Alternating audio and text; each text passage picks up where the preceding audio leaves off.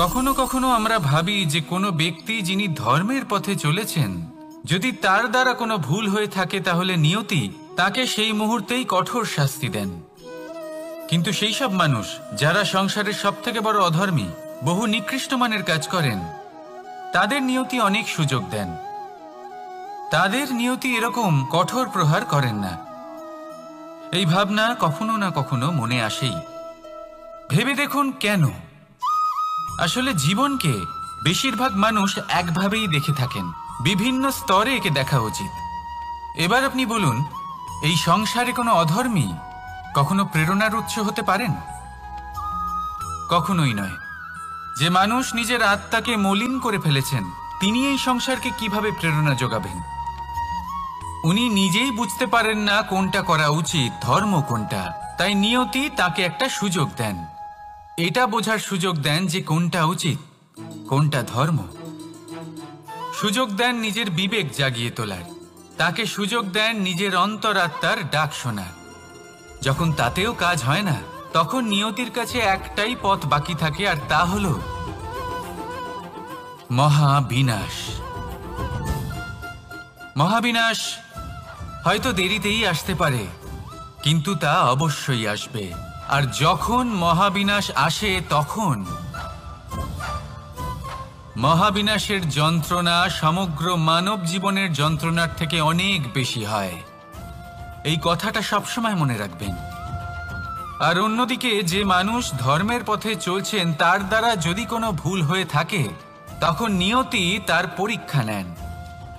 কিছুক্ষণের জন্য মানুষের মনে হতে পারে নিয়তি তাকে কঠোর শাস্তি দিয়েছেন, কিন্তু সময়ের সাথে আমরা সবাই দেখি যে যখন সেই মানুষ সেই পরীক্ষায় উত্তীর্ণ হন, এই সমস্ত সংসারের জন্য প্রেরণার উৎস হয়ে ওঠেন। অর্থাৎ নিয়তি প্রত্যেক মানুষকে তার কর্ম অনুসারে উচিত ফলও দেন, উচিত শাস্তিও দেন। পার্থক্য হলো শুধুমাত্র সময় আর আপনার দৃষ্টিভঙ্গির। তাই ধর্মের পথে চলুন আর আমার সাথে ভালোবেসে বলুন, রাধা রাধা। দ্বিধাবোধ। অনেক সময় আমরা জীবনে সেই বাঁকে এসে পৌঁছই যেখানে আমরা বুঝতেই পারি না যে এবার কোন দিক নির্বাচন করা উচিত। কখনো এদিকে যাওয়া উচিত মনে হয়, কখনো ওদিকে যাওয়া উচিত মনে হয়, কখনো দুদিকেই যাওয়া প্রয়োজনীয় বলে মনে হয়, কিন্তু তা তো সম্ভব নয়।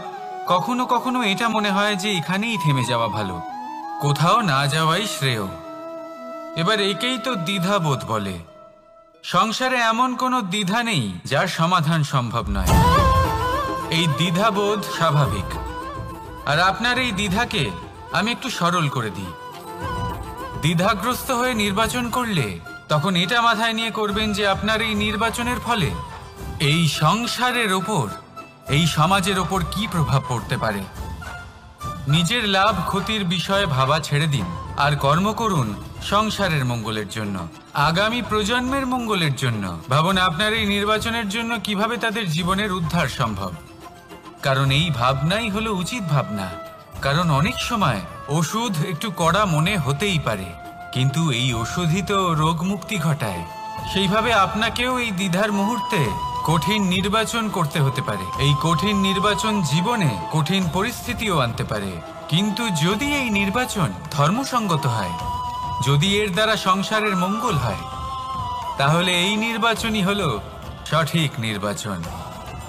আসুন আমার সাথে ভালোবেসে বলুন, রাধা রাধা।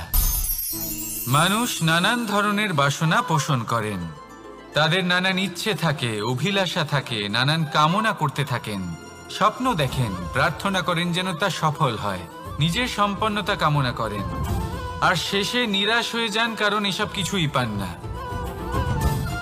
আপনাকে একটা ছোট্ট উদাহরণ দিই। জঙ্গলের রাজা কাকে বলা হয়? সিংহকে। এবার যেহেতু সিংহ বনের রাজা, তাই হরিণ তো তার কাছে এসে এটা বলতে পারে না যে আপনি হলেন বনের রাজা, তাই আপনি আমাকে মেরে ফেলুন, আমাকে খেয়ে ফেলুন আর নিজের ক্ষুধা নিবারণ করুন। এমন তো হয় না। সিংহ যতই বনের রাজা হোক, তাকেও পরিশ্রম অবশ্যই করতে হয়, তবেই তার ক্ষুধা নিবারণ হয়। সেইভাবেই আপনার সমস্ত স্বপ্ন, আপনার সমস্ত ইচ্ছে, আপনার সমস্ত অভিলাষা, সমস্ত আকাঙ্ক্ষা পূরণ হবেই, অবশ্যই হবে, পরিশ্রমের দ্বারা। শুধু ভাবলেই হবে না। তাহলে আপনিও জীবনে পরিশ্রম করুন, নিজের সমস্ত স্বপ্ন পূরণ করুন, আর আমার সাথে ভালোবেসে বলুন, রাধা রাধা। আপনি কি কখনো কোনো উঁচু পর্বতের শিখরে পৌঁছতে পেরেছেন? যদি পৌঁছে থাকেন বা যদি আপনি কোনো উঁচু পর্বতের শিখরে যান, তাহলে ভালো করে দেখবেন, আপনি যত উঁচুতে অগ্রসর হতে থাকবেন আস্তে আস্তে সমস্ত বনস্পতি বিলুপ্ত হতে থাকে। তারপরে সমস্ত গাছপালা, পশু পাখি সব বিলুপ্ত হতে থাকে। শেষ পর্যন্ত সেই শিখরে থেকে যায় শুধুমাত্র শান্তি, নীরবতা। আমাদের মানুষের সাথেও এটাই হয়। মানুষ যখন আত্মবিকাশের পথে অগ্রসর হতে থাকে এবং নিজের জীবনের শিখরে পৌঁছতে চায়, তখন তার একা থাকা অত্যন্ত প্রয়োজনীয় হয়। আর তাকে তখন ত্যাগ করতে হয় নিজের সুখ স্বাচ্ছন্দ্য, নিজের সম্পত্তি, নিজের সমৃদ্ধি, নিজের সৌন্দর্য। দেখুন, জীবনের শিখরে পৌঁছনো একেবারেই সহজ কাজ নয়। এ হলো অত্যন্ত দুর্গম এক পথ। কিন্তু যদি আপনি সেখানে পৌঁছতে চান, তাহলে আপনাকে ত্যাগের প্রবৃত্তি জাগিয়ে তুলতে হবে। ত্যাগ কি সেটা জানতে হবে, কারণ ত্যাগের ফলেই মনে শান্তি আসে, আর সেই শান্তির ফলে মনে উৎপন্ন হয় প্রেম। আর এই প্রেমই হলো জীবনের অন্তিম লক্ষ্য। তাহলে আসুন আমার সাথে ভালোবেসে বলুন, রাধা রাধা। অধিকার, এটা না কোনো সাধারণ শব্দ, না কোনো ব্যবসা, নিজেই একটা অদ্ভুত ব্যাপার এই অধিকার। স্বয়ং ঈশ্বর মানুষকে জীবন বাঁচার অধিকার দিয়েছেন। কিন্তু যখন কোনো নারীর অধিকারের প্রশ্ন আসে, তখন সেই অধিকারের সাথে কর্তব্য জুড়ে যায়। এবার নারীর অনেক অধিকারের মধ্যে একটা অধিকার হলো নিজের স্বামী নির্বাচন করা। নির্বাচন করা কে হবে তার অর্ধাঙ্গ, এমন একজন ব্যক্তি নির্বাচন করা যিনি নিজের সাথে, নিজের স্ত্রীর সাথে, সমগ্র পরিবারের সাথে এই সমগ্র সমাজের পরিস্থিতিকে উন্নত করতে পারেন। তাহলে ভাবুন, নিজের জন্য স্বামী বেছে নেওয়া কত বড় অধিকার, আর যোগ্য স্বামী বাছা তার থেকেও বড় কর্তব্য। তাই নারীর অধিকারের সাথে যখন কর্তব্য শব্দ জুড়ে যায়, অধিকার নামক শব্দের মাহাত্ম্য আরো বেড়ে যায়। আপনিও নিজের জীবনে নিজের অধিকারের সাথে কর্তব্যকে জুড়ে দেখুন। যদি এরকম করেন, তাহলে সমস্ত স্বপ্ন পূর্ণ হবে, আর মন প্রসন্ন হয়ে বলবে, রাধা রাধা। কর্ম, কর্ম সর্বদাই শান্ত মনে করুন। ভিতের সেই ইটের মতো করুন যে শান্তভাবে 7 হাত গভীরে অবস্থান করে। সবার চোখ যায় শিখরের সেই পতাকার দিকে, কিন্তু শিখরে থাকা সেই পতাকা প্রতীক হলো ভিতের মধ্যে থাকা সেই ইটের শক্তির, যে শান্ত মনে নিজের কাজ করে গেছে। তাই এইভাবেই নিজের কর্ম করুন শান্ত মনে, সন্তোষ ভাব নিয়ে। কলরব যা করার তা আপনার সাফল্যকে করতে দিন, কারণ যখন সাফল্যের এই জয় জয়কার চারিদিকে ছড়িয়ে পড়ে, তখন কর্মের এই মৌনতা আরো শক্তিশালী হয়ে ওঠে। তাহলে আসুন আমার সাথে ভালোবেসে বলুন, রাধা রাধা। পরীক্ষা এমন একটা শব্দ যেটা শুনে সংসারের বেশিরভাগ মানুষই ভয়ভীত হয়ে পড়েন। কারণটা কি? অসফলতার ভয়। পরীক্ষা এই শব্দের যদি আমি অন্য দিকটা দেখাই, তার তাৎপর্য এই নয় যে আপনার দুর্বলতা সবার সামনে তুলে ধরবে। এটা তো হলো সেই যুক্তি যা আপনার বল, সাহস, শক্তিগুলি সবার সম্মুখে তুলে ধরবে। আগে হ্যাঁ, এটাই হলো সেই যুক্তি। আপনি নিজেই কখনো দেখবেন পরীক্ষার সময় আপনার অন্তরের অনেক গুণ বাইরে বেরিয়ে আসে। এমন কোনো শক্তির উদ্ভব হয় যার বিষয়ে আপনি নিজেও জানতেন না, ঠিক কিনা?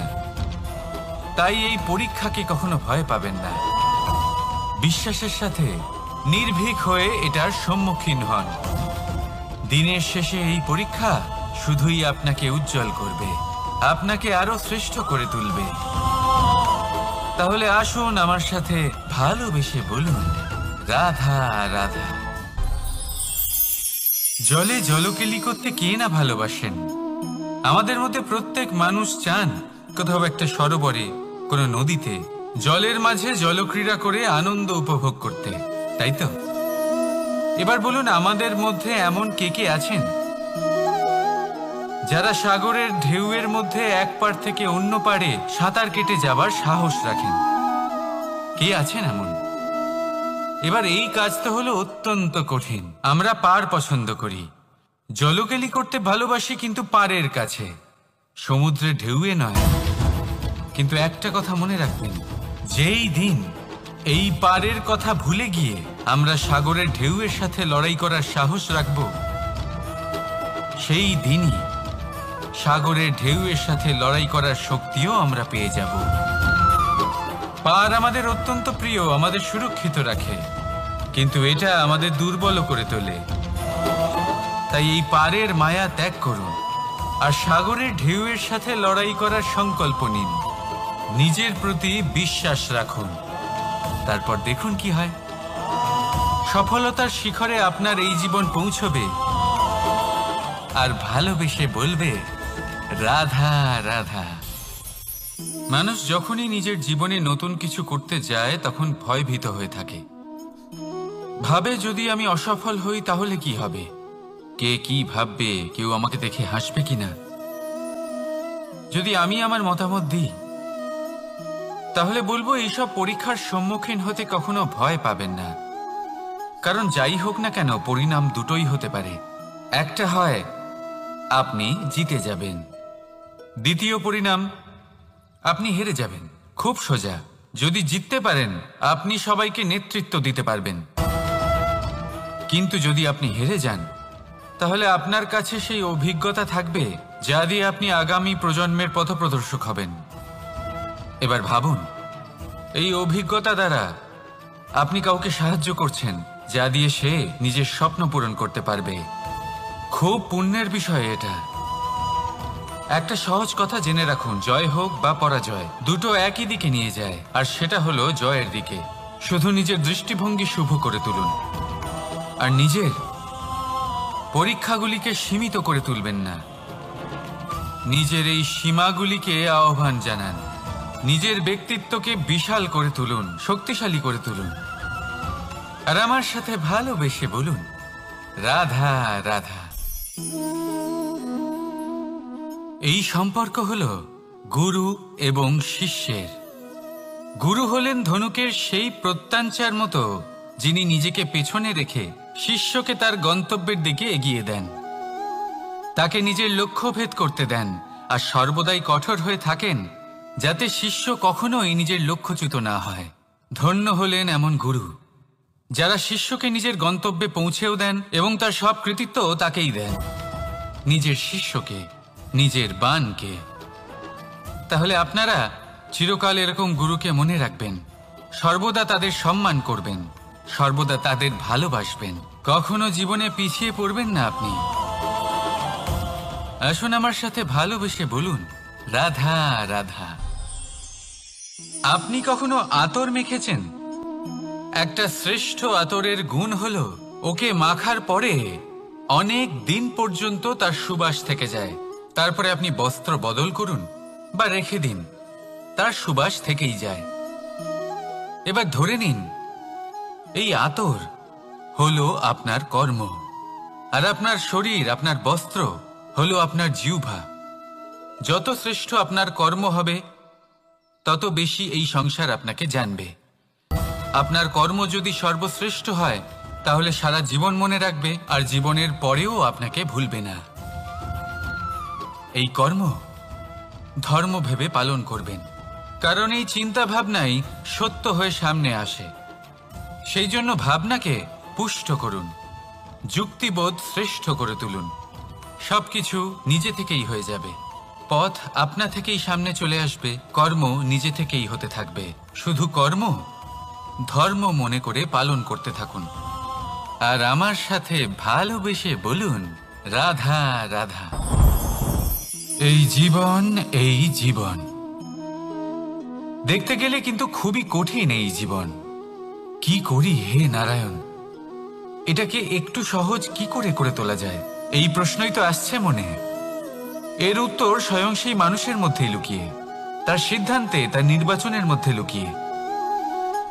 এবার জীবনের যে কঠিন সময়গুলো থাকে সেগুলো সেই প্রসঙ্গের মতোই হয়। যেমন ধরুন, আপনি হাঁটছেন হাঁটছেন আর হঠাৎ করে পায়ে কাঁটা ফুটে গেল। এবার আপনি কি করবেন? এমনও ব্যক্তি আছেন যারা সেই কষ্টের কারণে, সেই কষ্ট পাওয়ার ভয় পিছিয়ে আসেন।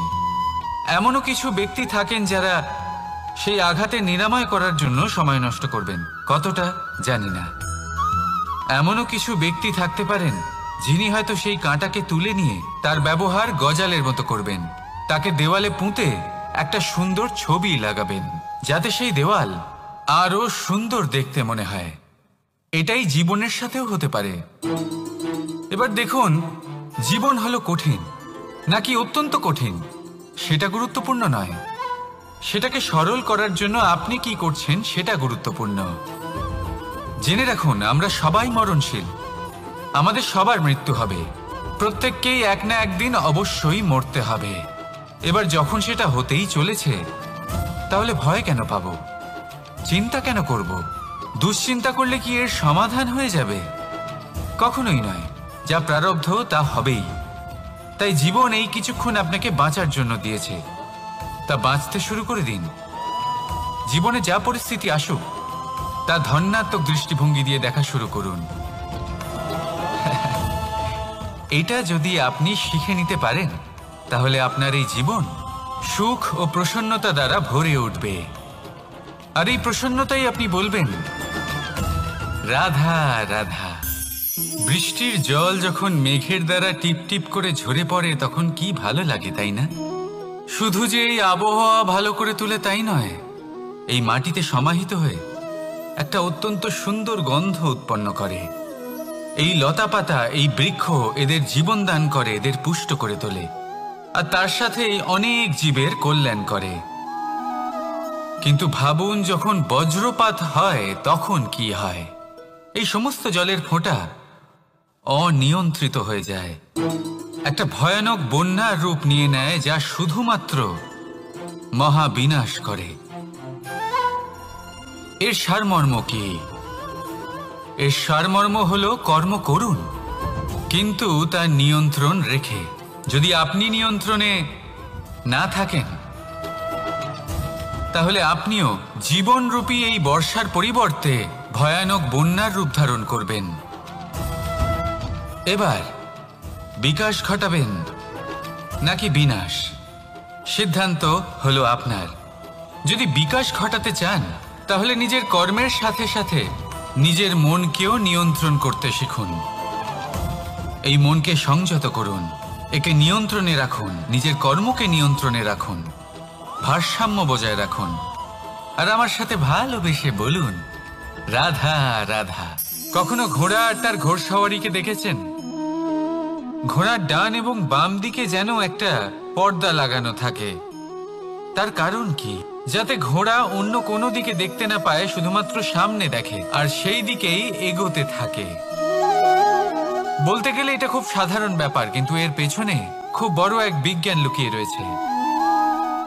আপনি যদি জীবনে নিজের লক্ষ্যে পৌঁছতে চান, তাহলে আপনাকে এদিক ওদিক তাকানো বন্ধ করতে হবে, শুধু সামনে নিজের লক্ষ্যের দিকে তাকিয়ে থাকতে হবে।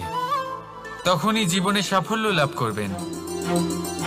ঘোড়া তো শুধুমাত্র এক পশু, তার উপরে লাগাম পরাতে হয়, চোখের ডান এবং বাম দিকে পর্দা পরিয়ে দেওয়া হয়।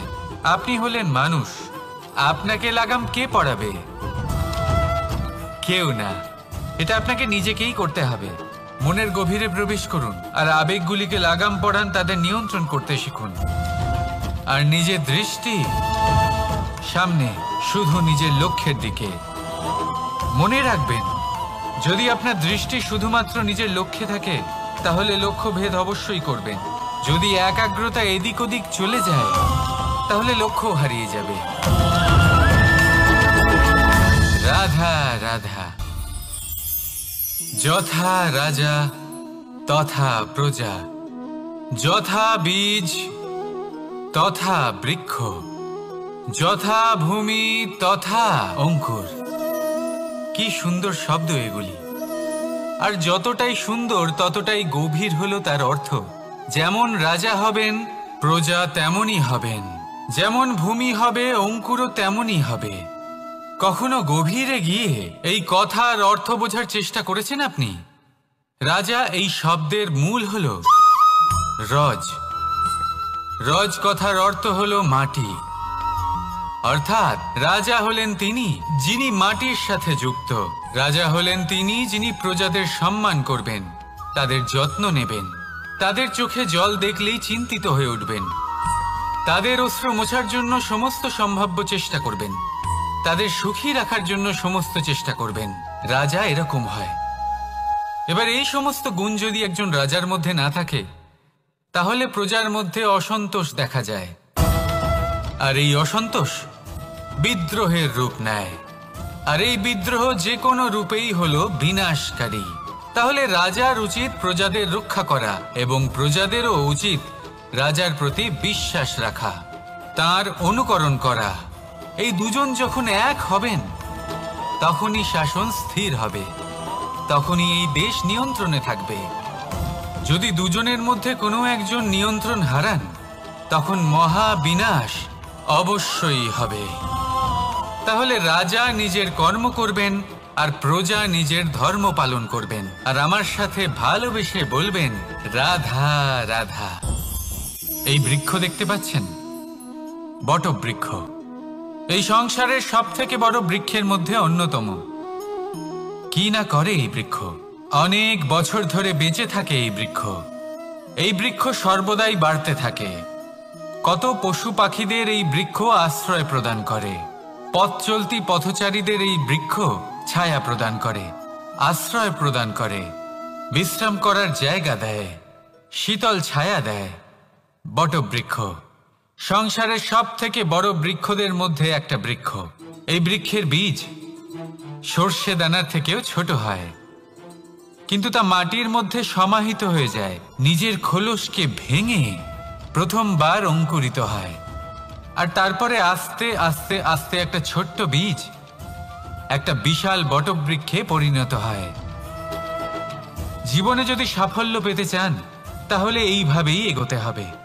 ছোট ছোট পদক্ষেপের দ্বারা এই পথ চলা শুরু করতে হবে। সেই জন্য ছোট কাজ করতে কখনো সংকোচ করবেন না, ছোট কাজ করতে কখনো লজ্জা পাবেন না। যদি এই ছোট ছোট কাজ পূর্ণ নিষ্ঠা দিয়ে, পূর্ণ মনোযোগ দিয়ে, সততার সাথে করতে পারেন, তাহলে এই ছোট কাজের আকার বাড়তে থাকবে। তাই কাজগুলিকে কাজের মতোই দেখতে শুরু করুন। ছোট কাজ বা বড় কাজ এরকম ভাববেন না। তাহলে কর্ম করতে থাকুন। জীবনে আপনার অস্তিত্ব বটবৃক্ষের থেকেও বড় করে তুলুন। তাহলে আসুন আর আমার সাথে ভালোবেসে বলুন রাধা রাধা। ভগবান আর ভুল, এই দুই একই অক্ষর দিয়ে শুরু হয়। শুধু তাই নয়, এদের দুজনের রাশিও সমান। এবারে আপনারা বলবেন যে ভগবান, ভুল, এদের মধ্যে কিভাবে মিল থাকতে পারে? অনেক বড় মিল আছে। না শুধু এ এক অক্ষর দিয়ে শুরু হয়, বরং এদের বিজয় মন্ত্রটাও এক। ভগবানকে মানুন, তাকে বিশ্বাস করুন, তাকে স্বীকার করুন। এটা করলে মনের দৃষ্টি থেকে ভগবানকে দেখা যায়, আর উনি আপনাকে সমৃদ্ধ করে তোলেন। ভুলের সাথেও এটাই ঘটে। নিজের ভুল স্বয়ং মেনে নিলে, স্বীকার করে নিলে, সব কিছুই স্পষ্টভাবে দেখতে পাবেন। যেদিন থেকে আপনি নিজের ভুল মেনে নিতে শিখবেন, সেদিন থেকে সেই ভুল শোধরানোর প্রক্রিয়াও শুরু হয়ে যাবে। আপনি বুঝে যাবেন নিজের ভুল কিভাবে শোধরাতে হয়। তাই মনে রাখবেন, নিজেকে শ্রেষ্ঠ করে তোলার জন্য নিজের ভুল স্বীকার করা অত্যন্ত প্রয়োজনীয়। এই জীবনে শান্তি আনার জন্য ঈশ্বরকে মেনে নেওয়াও অত্যন্ত প্রয়োজনীয়। সবসময় নিজের গুণ এবং নিজের দোষ মনে রাখবেন। আজীবন সুখী থাকবেন। রাধা রাধা। আমরা সব সময় চাই যে এই সংসার আমাদের জ্ঞানী বলবে, বুদ্ধিমান বলবে, বুঝদার বলবে, কিন্তু মূর্খ মূর্খ যেন কেউ না বলে। মূর্খ শব্দটা আমরা কেউ শুনতে চাই না, দূরে পালাতে থাকি। কিন্তু একটা সত্যি সবার কাছে অজানা, যে মূর্খ হওয়া হলো বুদ্ধিমান হওয়ার দিকে সর্বপ্রথম পদক্ষেপ।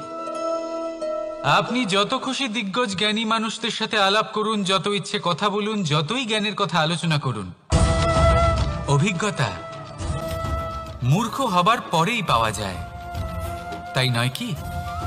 মূর্খ হবার পরে আপনি এটা বুঝতে পারবেন যে কি করা উচিত নয়। জ্ঞানী ব্যক্তি আপনাকে এটা বলবেন যে কি করা উচিত। আর এই সংসারে কি করা উচিত তার থেকেও অনেক বড় জ্ঞান হলো কি করা উচিত নয়। সেই জন্য সব সময় মনে রাখবেন, আপনার করা কিছু ভুল আপনাকে যদি কেউ মূর্খ বানিয়ে থাকে, ছল চাতুরি করে থাকে, তাহলে কোনো ব্যাপার নয়, এটা শেষ পর্যন্ত আপনাকে আরো বুদ্ধিমান করে তুলবে। এই মুহূর্তে ধন্যাত্মক থাকুন, এই সংসার আপনাকে অবশ্যই জ্ঞানী বলবে। রাধা রাধা। আপনি কি কখনো একজন মালিকে একটা বাগানের যত্ন নিতে দেখেছেন? যদি কখনো একটা গাছে উই ধরে যায়, মালি তখন শুধু সেই গাছের নয়, সমস্ত বাগানের চিকিৎসা করায়।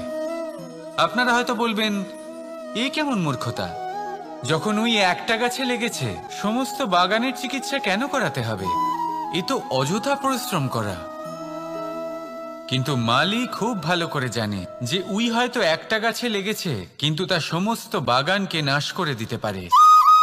এবার মালির এই শিক্ষা, এই জ্ঞান অন্য অনেক জায়গাতে প্রযোজ্য। এই সংসারে আমরা শুধুমাত্র নিজের পরিবারের কথাই চিন্তা করি, তাদের যত্ন নিই, চেষ্টা করি যেন তারা ভালো থাকেন, সুখে থাকেন। আর সেই সময় এই সমাজের কিছু বিরোধী মনোভাব এই সমাজকে গ্রাস করে ফেলে, এই সমাজকে নষ্ট করে ফেলে, কিন্তু আমাদের নজর শুধু আমাদের পরিবারে থাকে। সেই জন্য যখন কথা ওঠে রাষ্ট্রের, দেশের, তখন তার জন্য সিদ্ধান্ত নিতে হবে, তখন তার জন্য ত্যাগ করতে হবে।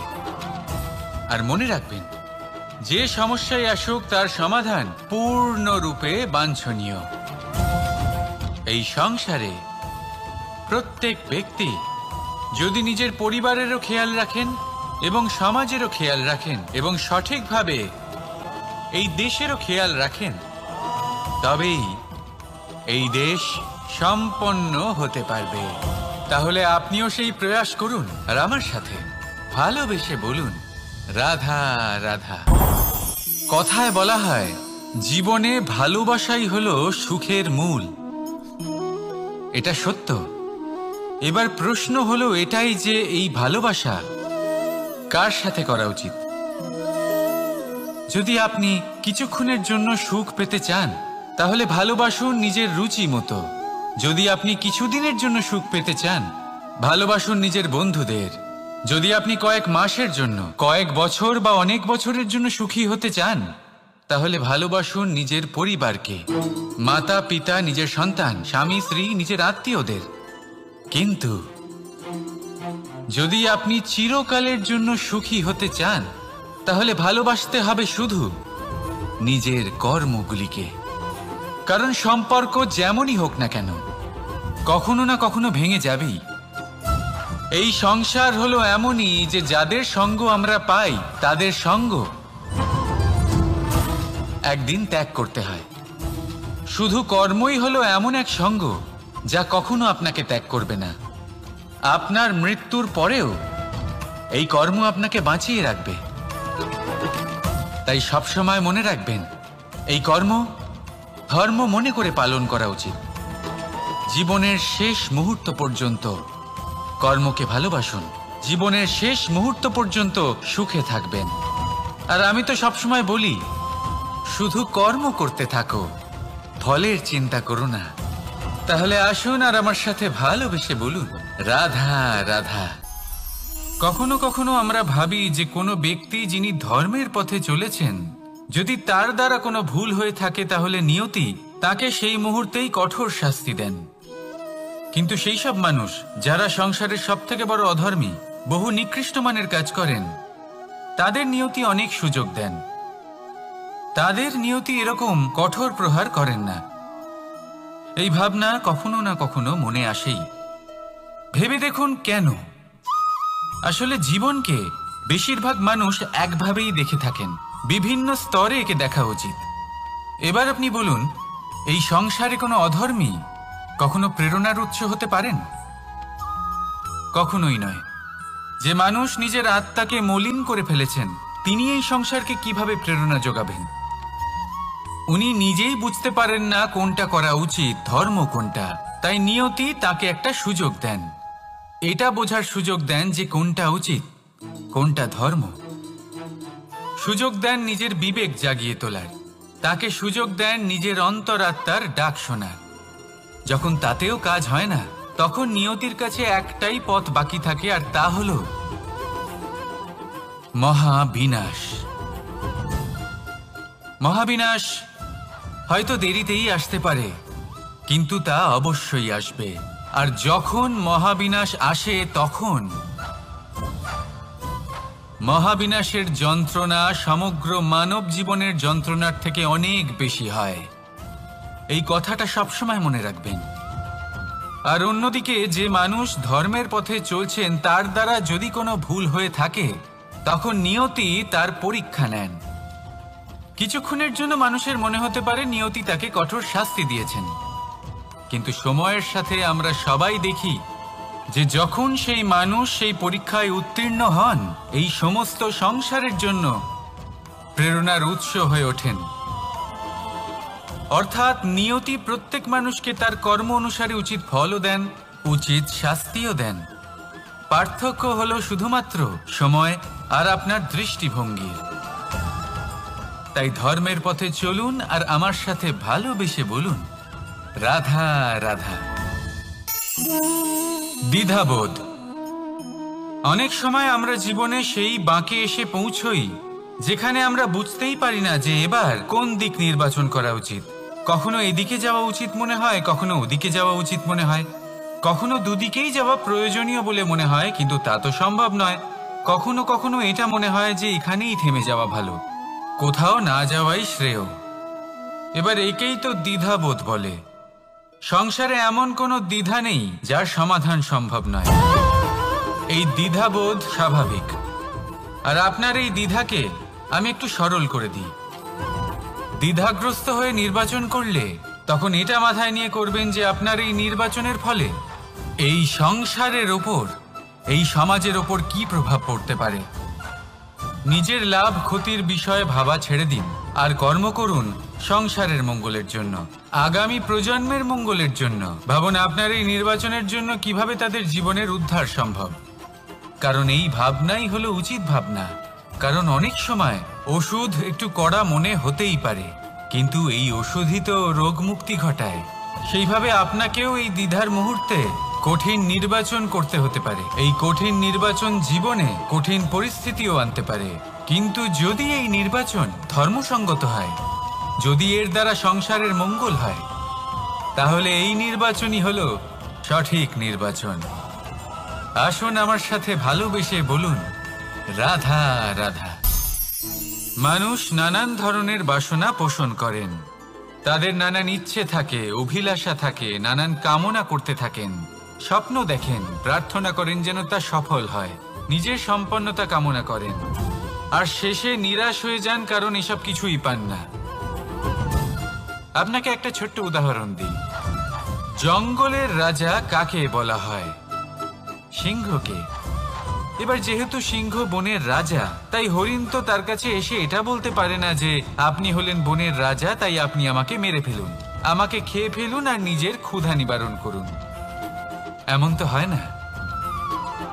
সিংহ যতই বনের রাজা হোক, তাকেও পরিশ্রম অবশ্যই করতে হয়, তবেই তার ক্ষুধা নিবারণ হয়। সেইভাবেই আপনার সমস্ত স্বপ্ন, আপনার সমস্ত ইচ্ছে, আপনার সমস্ত অভিলাষা, সমস্ত আকাঙ্ক্ষা পূরণ হবেই, অবশ্যই হবে, পরিশ্রমের দ্বারা। শুধু ভাবলেই হবে না, তাহলে আপনিও জীবনে পরিশ্রম করুন, নিজের সমস্ত স্বপ্ন পূরণ করুন, আর আমার সাথে ভালোবেসে বলুন, রাধা রাধা। আপনি কি কখনো কোনো উঁচু পর্বতের শিখরে পৌঁছতে পেরেছেন? যদি পৌঁছে থাকেন বা যদি আপনি কোনো উঁচু পর্বতের শিখরে যান, তাহলে ভালো করে দেখবেন, আপনি যত উঁচুতে অগ্রসর হতে থাকবেন আস্তে আস্তে সমস্ত বনস্পতি বিলুপ্ত হতে থাকে। তারপরে সমস্ত গাছপালা, পশু পাখি সব বিলুপ্ত হতে থাকে। শেষ পর্যন্ত সেই শিখরে থেকে যায় শুধুমাত্র শান্তি, নীরবতা। আমাদের মানুষের সাথেও এটাই হয়। মানুষ যখন আত্মবিকাশের পথে অগ্রসর হতে থাকে এবং নিজের জীবনের শিখরে পৌঁছতে চায়, তখন তার একা থাকা অত্যন্ত প্রয়োজনীয় হয়। আর তাকে তখন ত্যাগ করতে হয় নিজের সুখ স্বাচ্ছন্দ্য, নিজের সম্পত্তি, নিজের সমৃদ্ধি, নিজের সৌন্দর্য।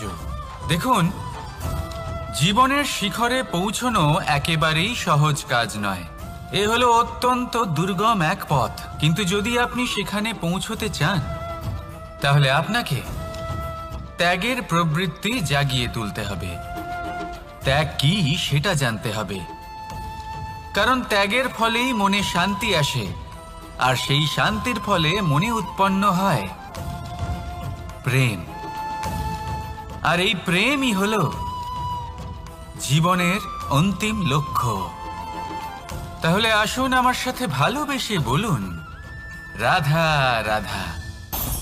অধিকার, এটা না কোনো সাধারণ শব্দ, না কোনো ব্যবসা, নিজেই একটা অদ্ভুত ব্যাপার এই অধিকার। স্বয়ং ঈশ্বর মানুষকে জীবন বাঁচার অধিকার দিয়েছেন। কিন্তু যখন কোনো নারীর অধিকারের প্রশ্ন আসে, তখন সেই অধিকারের সাথে কর্তব্য জুড়ে যায়।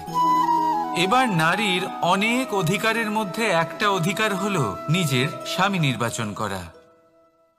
নির্বাচন করা কে হবে তার অর্ধাঙ্গ, এমন একজন ব্যক্তি নির্বাচন করা যিনি নিজের সাথে, নিজের স্ত্রীর সাথে, সমগ্র পরিবারের সাথে এই সমগ্র সমাজের পরিস্থিতিকে উন্নত করতে পারেন। তাহলে ভাবুন, নিজের জন্য স্বামী বেছে নেওয়া কত বড় অধিকার, আর যোগ্য স্বামী বাছা তার থেকেও বড় কর্তব্য। তাই নারীর অধিকারের সাথে যখন কর্তব্য শব্দ জুড়ে যায়, অধিকার নামক শব্দের মাহাত্ম্য আরো বেড়ে যায়। আপনিও নিজের জীবনে নিজের অধিকারের সাথে কর্তব্যকে জুড়ে দেখুন। যদি এরকম করেন, তাহলে সমস্ত স্বপ্ন পূর্ণ হবে, আর মন প্রসন্ন হয়ে বলবে, রাধা রাধা। কর্ম, কর্ম সর্বদাই শান্ত মনে করুন। ভিতের সেই ইটের মতো করুন যে শান্তভাবে 7 হাত গভীরে অবস্থান করে। সবার চোখ যায় শিখরের সেই পতাকার দিকে, কিন্তু শিখরে থাকা সেই পতাকা প্রতীক হলো ভিতের মধ্যে থাকা সেই ইটের শক্তির, যে শান্ত মনে নিজের কাজ করে গেছে। তাই এইভাবেই নিজের কর্ম করুন শান্ত মনে, সন্তোষ ভাব নিয়ে। কলরব যা করার তা আপনার সাফল্যকে করতে দিন, কারণ যখন সাফল্যের এই জয় জয়কার চারিদিকে ছড়িয়ে পড়ে, তখন কর্মের এই মৌনতা আরো শক্তিশালী হয়ে ওঠে। তাহলে আসুন আমার সাথে ভালোবেসে বলুন, রাধা রাধা। পরীক্ষা এমন একটা শব্দ যেটা শুনে সংসারের বেশিরভাগ মানুষই ভয়ভীত হয়ে পড়েন। কারণটা কি? অসফলতার ভয়। পরীক্ষা এই শব্দের যদি আমি অন্য দিকটা দেখাই, তার তাৎপর্য এই নয় যে আপনার দুর্বলতা সবার সামনে তুলে ধরবে। এটা তো হলো সেই যুক্তি যা আপনার বল, সাহস, শক্তিগুলি সবার সম্মুখে তুলে ধরবে। আগে হ্যাঁ, এটাই হলো সেই যুক্তি। আপনি নিজেই কখনো দেখবেন, পরীক্ষার সময় আপনার অন্তরের অনেক গুণ বাইরে বেরিয়ে আসে। এমন কোনো শক্তির উদ্ভব হয় যার বিষয়ে আপনি নিজেও জানতেন না, ঠিক কিনা? তাই এই পরীক্ষাকে কখনো ভয় পাবেন না। বিশ্বাসের সাথে নির্ভীক হয়ে এটার সম্মুখীন হন। দিনের শেষে এই পরীক্ষা শুধুই আপনাকে উজ্জ্বল করবে, আপনাকে আরো শ্রেষ্ঠ করে তুলবে। তাহলে আসুন আমার সাথে ভালোবেসে বলুন, রাধা রাধা।